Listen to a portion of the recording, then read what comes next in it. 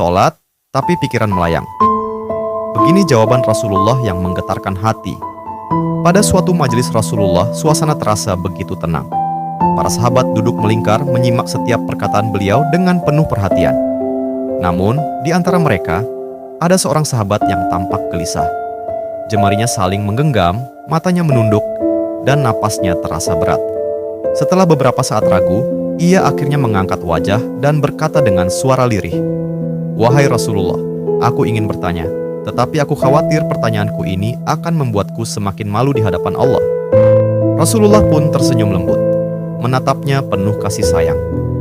"Katakanlah, wahai saudaraku, tidak ada pertanyaan yang membuat seseorang hina jika ia bertanya untuk mencari kebaikan."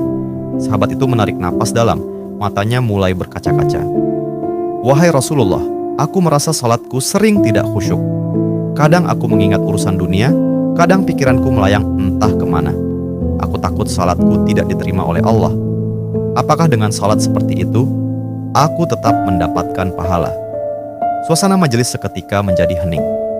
Para sahabat lainnya ikut menunduk, merasakan kegelisahan yang sama. Mereka tahu betapa beratnya pertanyaan itu. Namun, yang terjadi setelahnya benar-benar di luar dugaan. Rasulullah tidak langsung menjawab. Beliau menatap sahabat itu dengan penuh kelembutan. Lalu tiba-tiba air mata mulai membasahi pipi beliau. Para sahabat terkejut. Mereka jarang melihat Rasulullah menangis dalam situasi seperti ini. Dengan suara bergetar, beliau berkata, "Demi zat yang jiwaku berada di tangannya, sungguh setan tidak akan pernah berhenti berusaha mencuri bagian dari sholat seorang hamba hingga ia teralihkan. Tetapi ketahuilah, Allah tetap melihat usahamu." Rasulullah menarik napas dalam, lalu melanjutkan, "Wahai saudaraku, jika engkau meninggalkan salat hanya karena takut tidak khusyuk, maka setan akan menang.